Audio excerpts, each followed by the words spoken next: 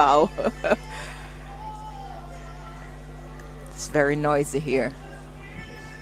But as I said to you, I'm at the farmer's market.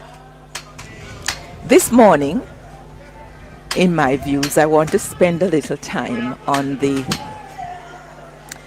very exciting developments in the Ethics Committee of Parliament concerning the recommendation by the Ethics Committee of Parliament to the House of Parliament for an exemption motion to be approved concerning a member of the House of Representatives, i.e. Dennis Gordon.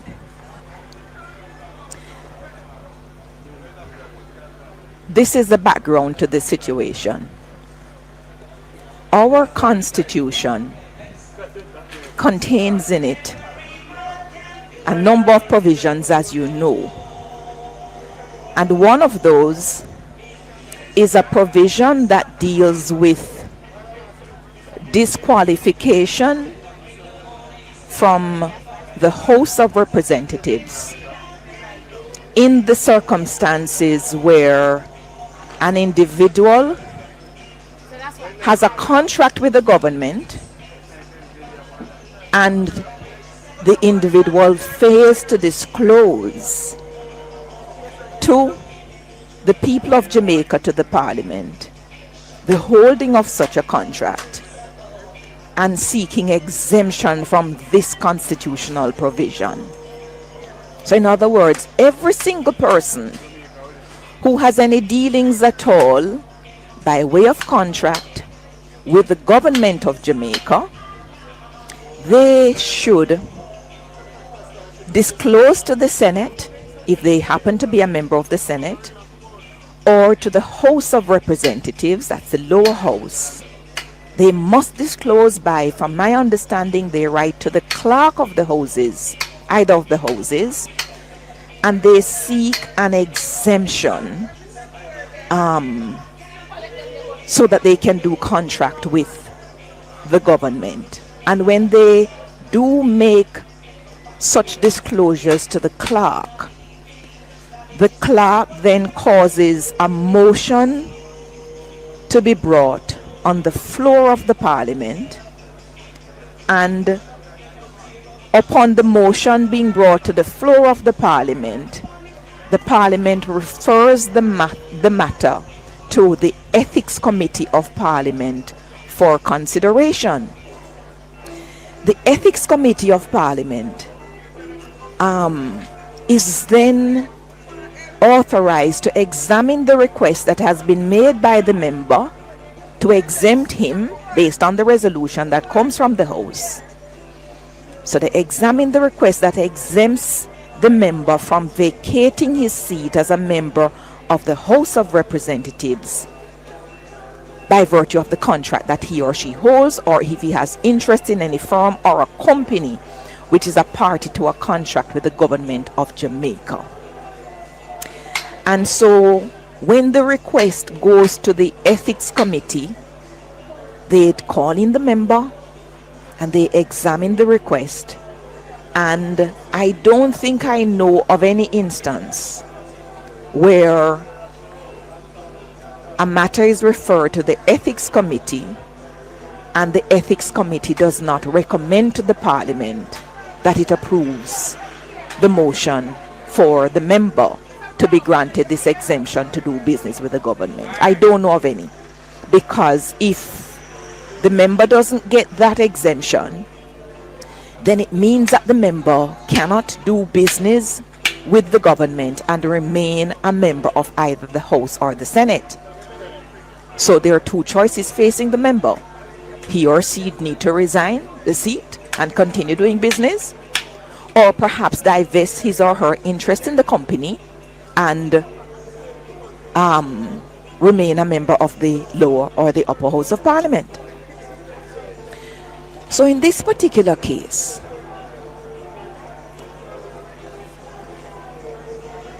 In this case, Dennis Gordon, it appears, sought an exemption, and the matter was referred to the Ethics Committee. The Ethics Committee therefore called Dennis Gordon in, as they are duty bound by the regulations, the standing orders to do, and having satisfied themselves on whatever it is that they ask him, because all of this took place out of the glare of everybody, they made a recommendation to Parliament for him to be granted the exemption. And the resolution was passed in the lower house of Parliament granting Dennis Gordon exemption to do business with the government through his company. Subsequent to all of that unfolding, we've had the Auditor General report concerning not Dennis Gordon's company. The focus was not on his company nor on him. The focus was on the quasi-public institution, which is the University Hospital of the West Indies, into the misuse of their tax exemption status. And it so happens that based on the disclosures of the Auditor General, there's one company in which a member of the House has some controlling interest and shareholding, and which it is alleged that perhaps there is some benefiting of the company from the misuse of the tax exemption status by UHWI.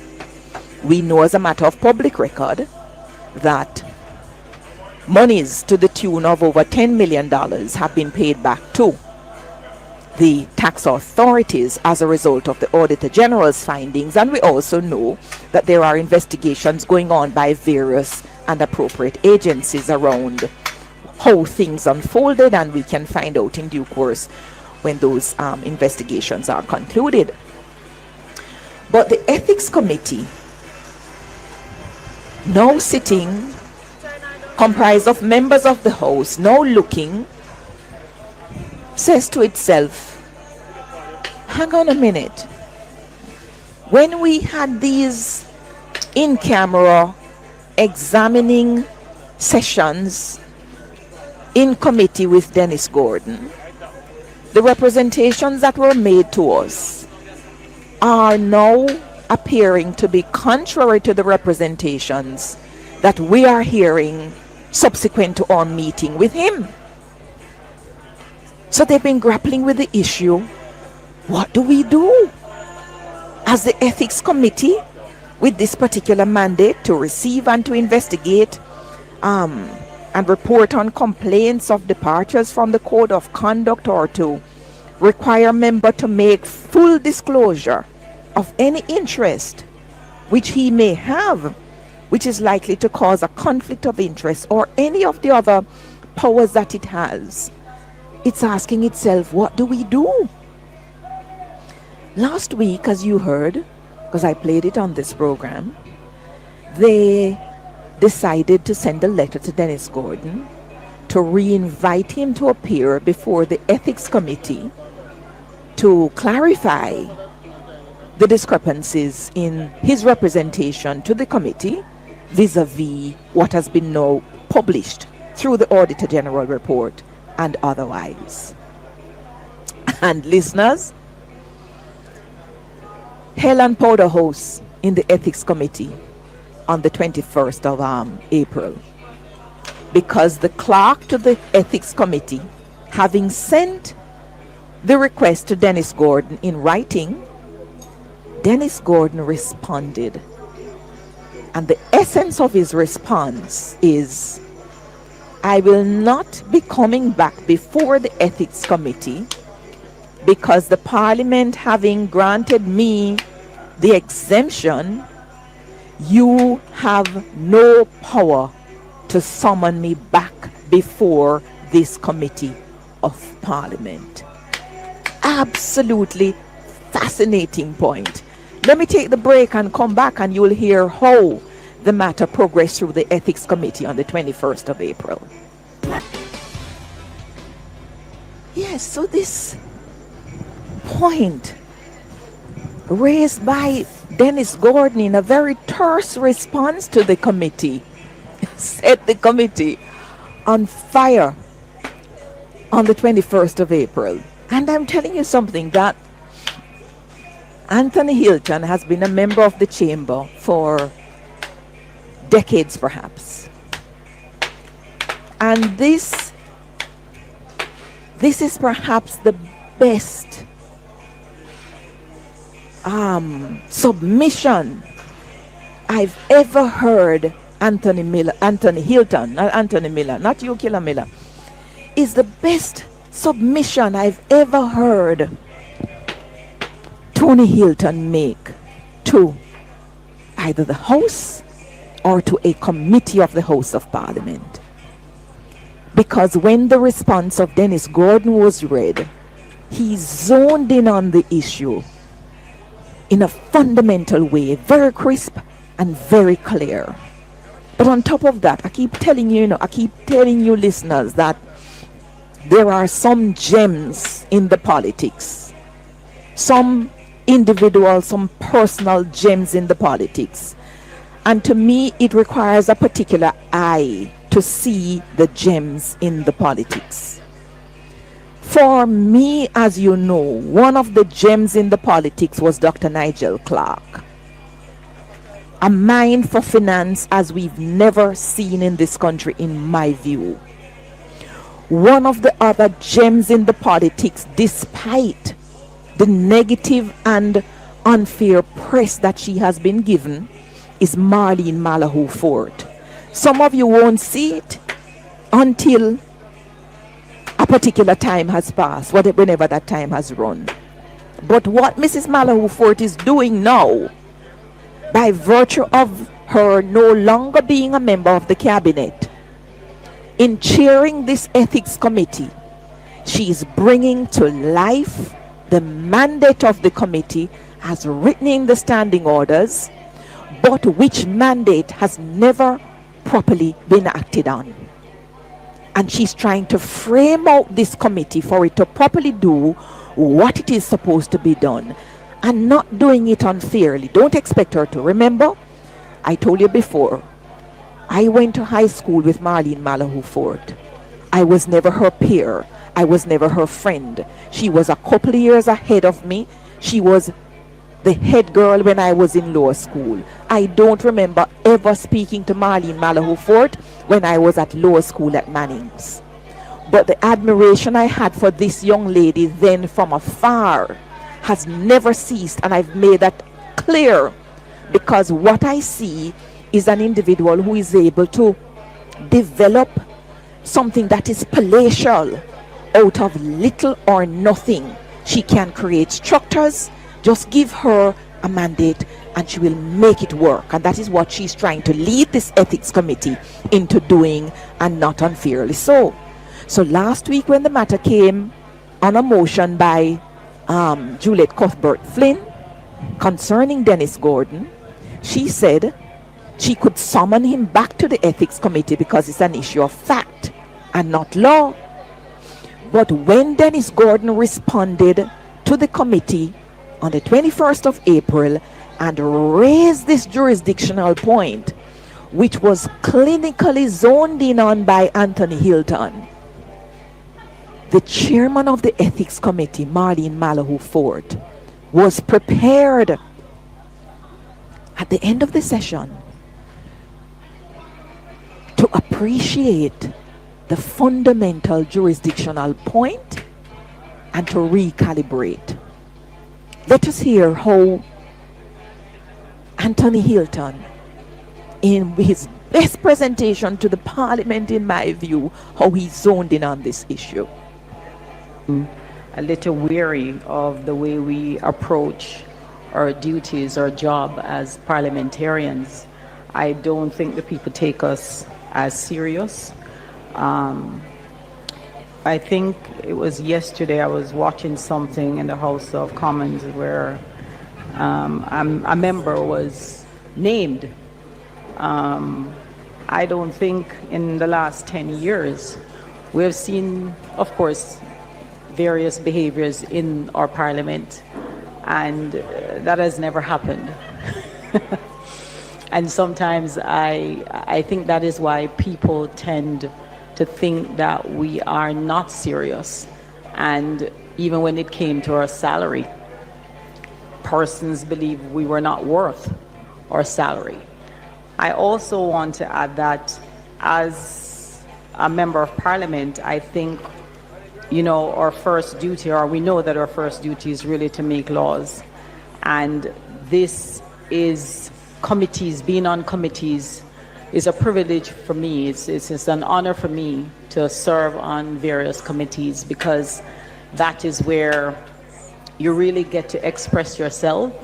You really get, the people get to see, the parliament working, and to understand exactly why it is that we're here. And so I think what we need to do, and even for some members who are new, I think it's time in 2026 that people take us serious for what it is, why we're here as parliamentarians. And as you said, hold on to that clip. That's not the actual part that I want. I want the part with Tony Hilton zoning in on the issue of the jurisdiction. Let's see if we have that portion. No, what you heard before was Juliet Cuthbert Flynn on the role of parliamentarians and her understanding of what the committees of parliament do, because they do bring life to the parliament. And on top of that, this is why this ethics committee is so important at a time when there is such cynicism around the caliber of members of the chamber, most times unfairly so. If committees like the ethics committee don't function properly, then the collective integrity of the chamber is going to continually be blackened. Yeah, let's hear Tony Hilton. Here, I think the issue is a bit more stark than you have presented it just now, because the member, a request was made, a summon, in other words, sent to the member. The member, no doubt having reflected on all of the matters related to this that are not only confined to this committee but elsewhere, has indicated that the committee, it is his advice or opinion that the committee lacks jurisdiction. That's a fundamental question. That question, for this committee cannot proceed beyond that without getting legal opinion and clarification on this matter. This is not simply whether this is a nice to have or whether it would have been appropriate and good for the member to appear. The question the member is challenging the jurisdiction. He's saying that this is functus officio. The committee has no jurisdiction, having deliberated on the matter, send it to the House having both the House and the Senate having passed the motion to then ask member to come back. So I am saying that the issue that, as I see it, is not simply whether it would be appropriate for him to come. The question is whether the committee has jurisdiction in the matter. And let me say, as is the responsibility of the House leaders, both the leader of the House and the leader of opposition business. The leader of opposition business has sought and obtained the opinion of the House Counsel on this matter. And I think before we proceed, we may be well advised to have reference to that opinion.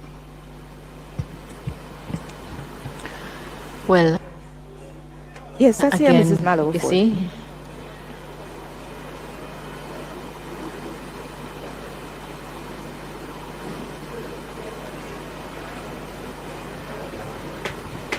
so if we are concerned with propriety, then we also have to consider propriety in all aspects. I appreciate that it is a proper issue that has arisen as to whether the matter should be revisited. I understand that it properly arises. But like I said, it's not the question as to whether a member whose conduct is under consideration, whether that member has spoken truthfully, is definitely a matter for the committee, to my mind. Just a minute. I appreciate that the issue has many different parts, and so there may be uncertainty about which part and to what extent. I appreciate that. But the letter that was sent to the member was also very clear. Because if you speak, it's seeking clarification on response given. We can't be called upon to deal with ethical issues and we're going to turn our eyes if matters arise, you know. It places us in a dilemma. But suffice it to say, the immediate issue that has arisen now is whether a member can refuse with impunity to appear before the committee. That is one of the many issues. I heard you made reference to advice that was sought. Thank you. Thank you. We can pause it there. Brilliant. That is the question. Can a member summon to come to a committee merely write a letter to say, you don't have jurisdiction, so I'm not turning up? I don't think he can. I don't think he should.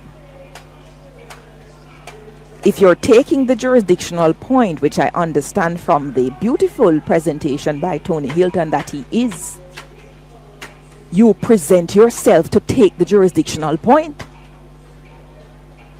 You have to come before the committee. So when Anthony Hilton talks about the committee's functus officio, it means that the committee, having performed its function, it no longer has the authority or jurisdiction to call the member. But for that decision to be made, you need to come to argue that point before the committee. I think that's the right thing to have happened. But on top of that, I understand from what Member Hilton said that an opinion of House Counsel was obtained by the leader of opposition business. I really think that that opinion should have been brought to the committee meeting. I certainly would love to have the benefit of that legal opinion. But the broader issue for me is the Parliament cannot operate in such silos.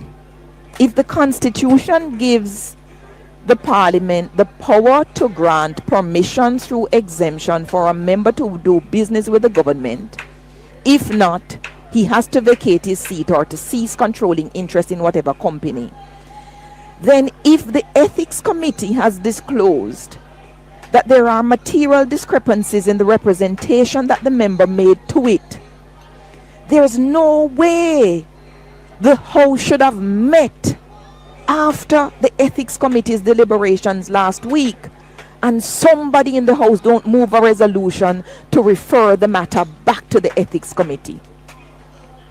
The Ethics Committee may really be functus, but Parliament cannot be functus, shouldn't be functus in a situation like this where the issue is about potential misrepresentation of facts. So members in the House, you have to reactivate your brain and let it not be the case that you are relying on the Ethics Committee to write to you, but you should be moving a resolution to redirect the matter. Move a motion, have a vote on it to redirect the matter back to the Ethics Committee. It doesn't mean the Ethics Committee won't give permission, you know, because Mr. Gordon may very well have more than one contracts with the government outside of UWI, and he'd definitely be entitled to it. But the discrepancies, they need to be answered. I'm up on time though. Those are my views. Join us next time for Emily's Views on the Hotline.